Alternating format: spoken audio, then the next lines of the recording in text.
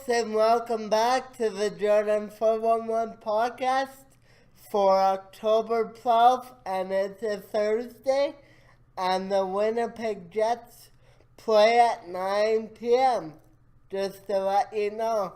So go Jets go, and hope they win. Go Jets go. Which they won on Saturday, 5-2. Yeah, an impressive win against the Oilers. Yeah, that was impressive. Either with the Hattie, Hellbuck stood on his head a lot better than Mason did the first two games.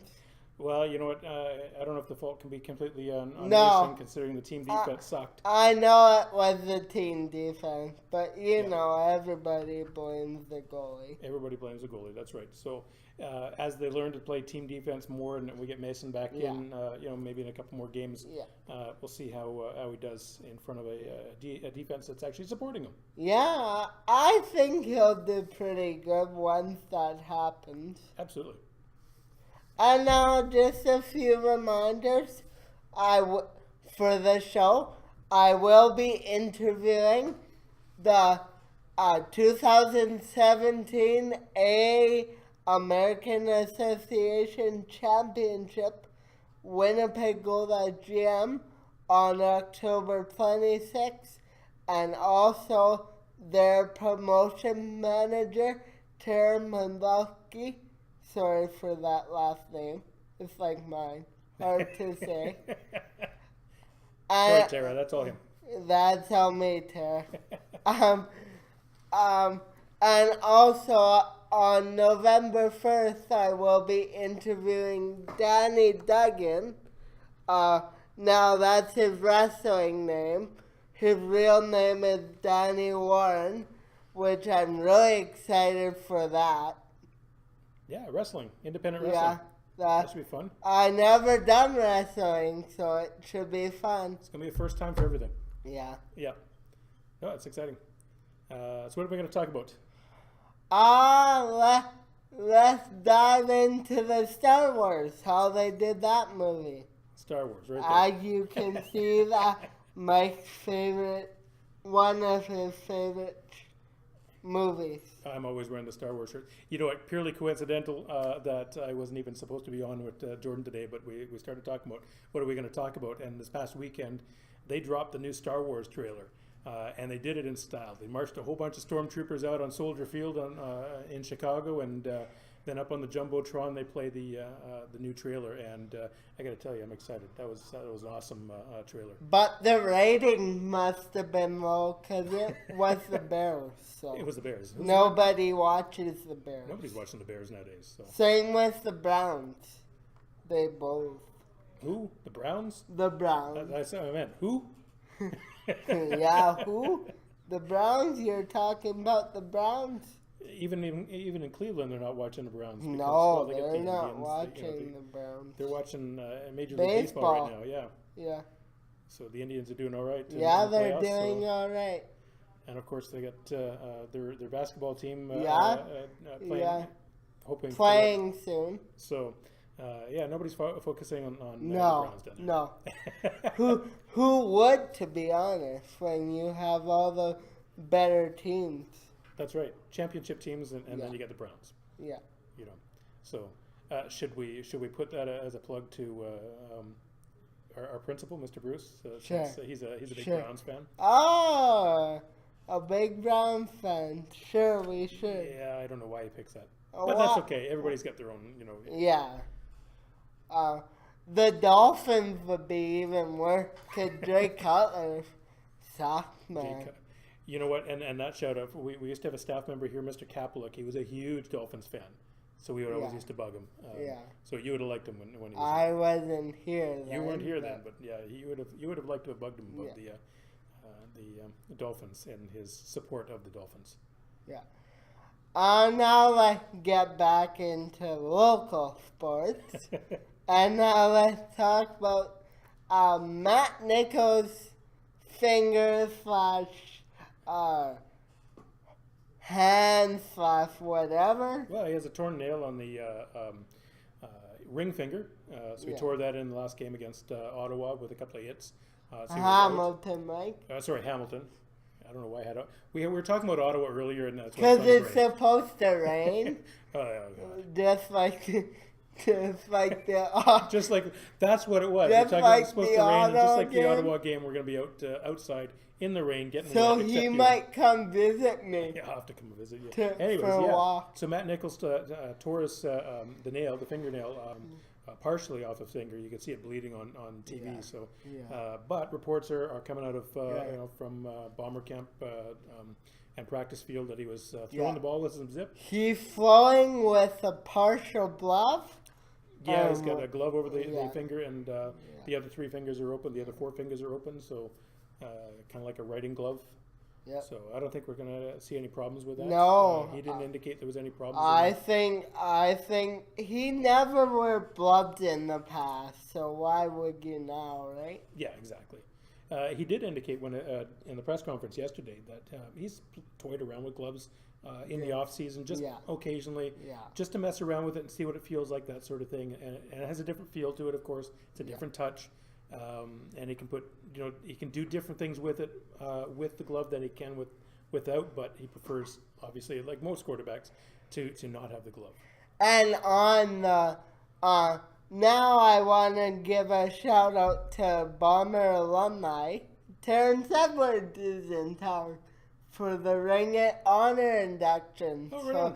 congratulations. I'm not sure Mike knew that I didn't even know. based on his face. Yeah, I didn't know Terrence Edwards was.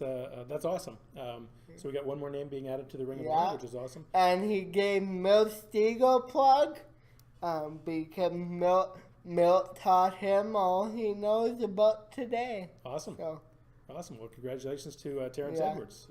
We'll see him on the field on. yeah, Hopefully he gets a break in the rain and he's not getting wet. yeah, hopefully. Somebody have to stand there with the umbrella. It's 90% chance of rain, folks. Ugh. So, Bring your umbrellas. gonna rain. You can't bring the umbrellas into the stadium, so you're going to bring in the ponchos and the I extra don't long know. underwear. And I don't know why you can bring umbrellas. Like those, I get the big ones. IGF but, security. Yeah, you can't even. Yeah, well, you can't even open it up when you're sitting in Yeah. the stands, anyways. So yeah. there is. That. I get it, but another thing I want to bring up is the leap. Apparently, security wants to get rid of that. You know, when they score and they jump, Oh, and they jump up. security doesn't like that too much. I don't know if I agree with that because that just is one of those things that the fans love. Yeah. It's exciting to watch because now they're able to interact with the fans and give high Yeah. fives. I love it. I think it's great. I mean, look, Yeah. the Lambeau Leap, right? If you think Yeah. of the Green Bay Packers, Yeah. have done it for decades, and it's part of their culture Yeah. in that football stadium. So why wouldn't we just incorporate that here, Yeah. right? For And it's security to take called away the- that. It's And it's called the Hardrick Hop. the Hardrick Hop. Hardrick Hop. Yeah. Which I could see why, because he has a lot of energy on the field. Yep. So I could see why. There's no reason to take it away. Let's bring him Yeah. in. Let's jump on the end zones. And you know what? I'm even more supportive of it because I'm in an end zone seat. Yeah. So, Yeah. I stand to benefit by having them score on my end of the field. Most times lately they've been standing to score on the other side. So we'll take it. Are you near the Bomber end zone or the Bison? I'm in the Bomber end zone. Yeah. Bomber, Yeah. okay. So I'm a couple sections over from Okay. where they run out of the tunnel. Okay. That Yeah. must be pretty cool then. Yeah, it's But right in the loud. corner. Right. Yeah, it can be loud, but it's a ton of fun. By the way, they play the BC Lions at 3 o'clock. Yep, the 6 and 8 Lions, and let's see what happens, right? Yeah. We need to definitely get back on the winning side of things. Yeah, definitely. After the dog loss against Hamilton. Hamilton played a great game. Yeah, they- so take nothing away from No. what they played. They controlled the tempo. They controlled the game right from the outset, and it was hard for Winnipeg to get going. But let's face it, our defense was not playing very well. And Well, actually, our whole team Well, but you know what? It starts with the defense, right? Because they got to get the ball back to the offense, and the offense has to control it and manage the time on the ball. But they had a few drives, they had a couple mishaps, but the defense didn't give them the ball back, and the defense allowed Hamilton to keep on the field. And the protection was subpar too.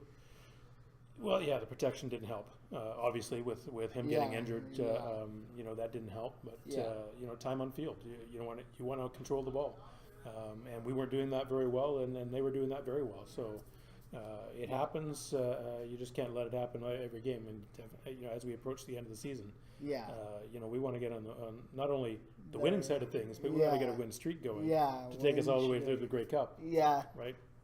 That would be cool to see after 27 years.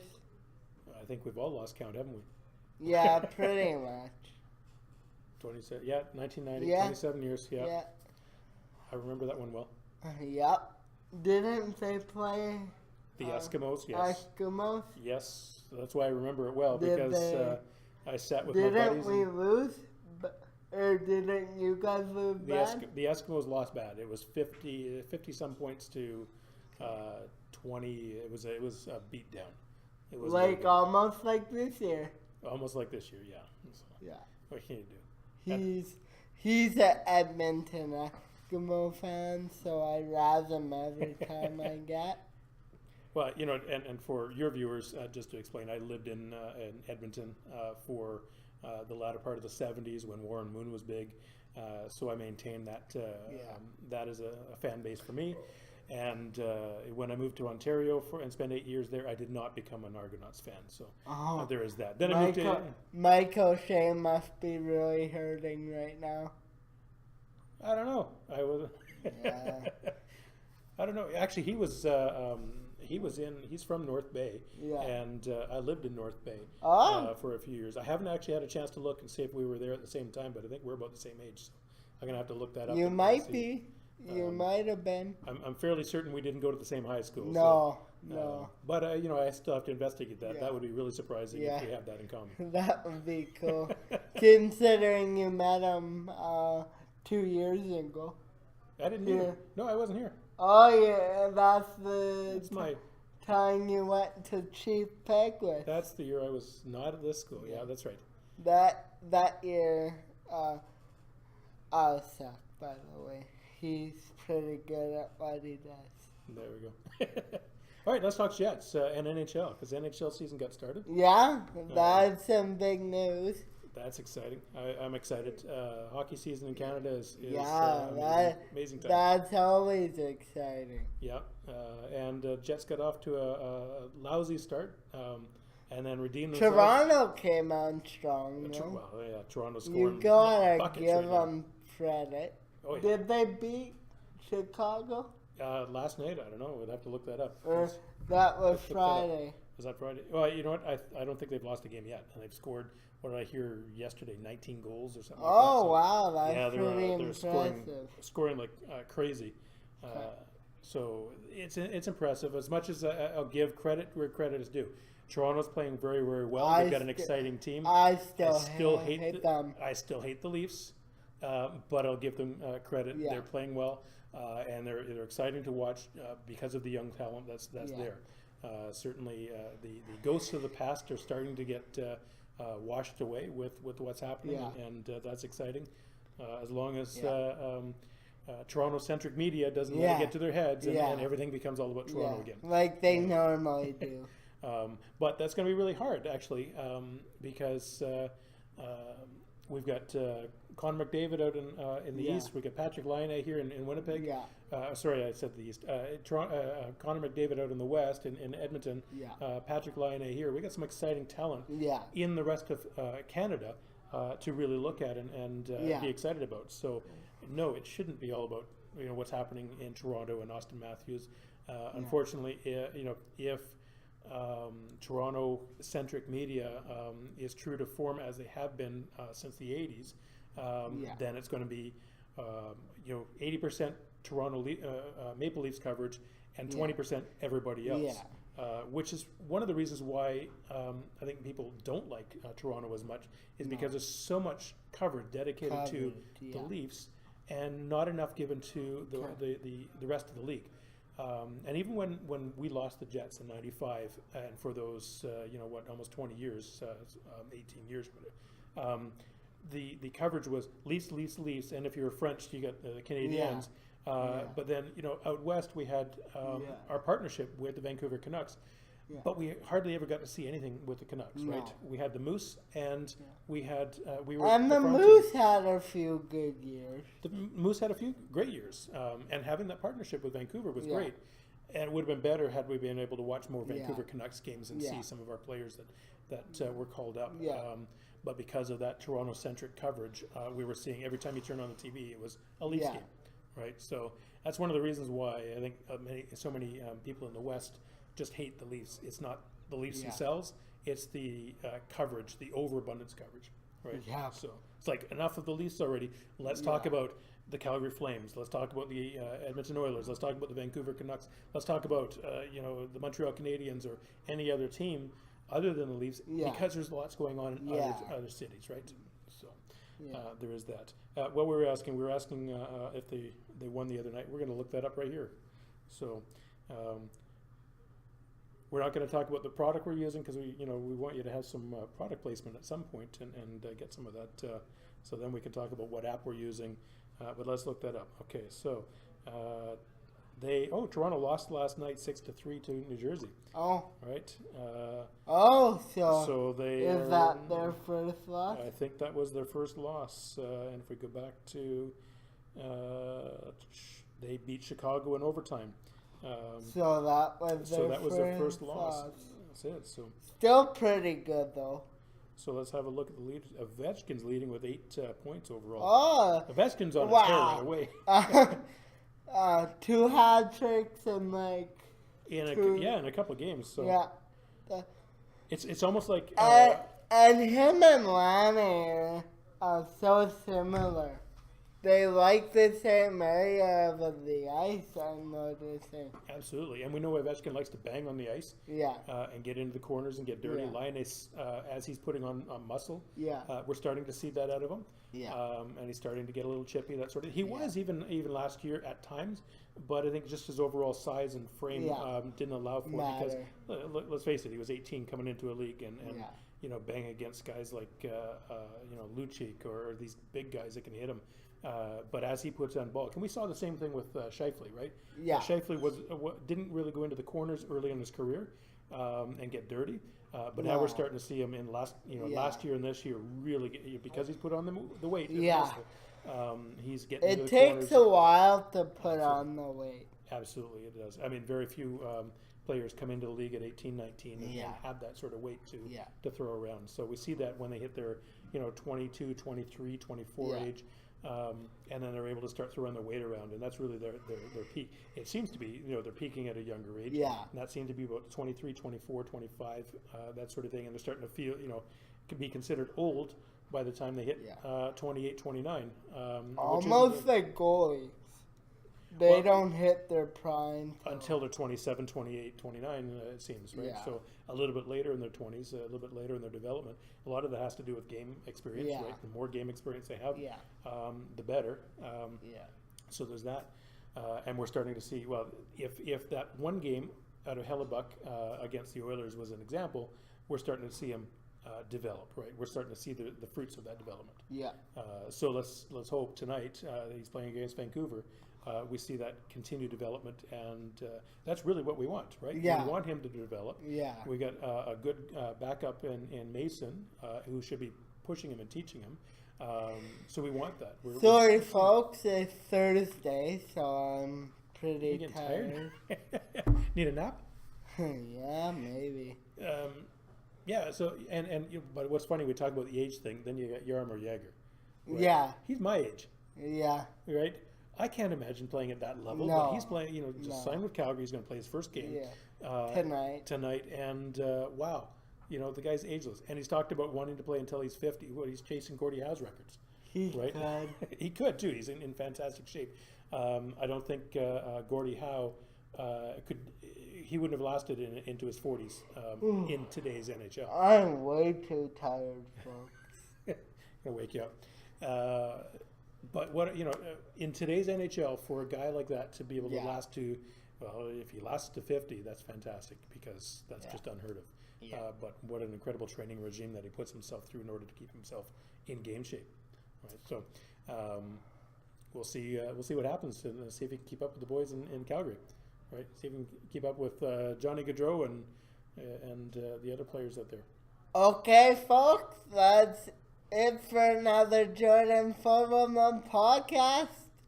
Tune in next time for another one. Bye-bye. Bye now.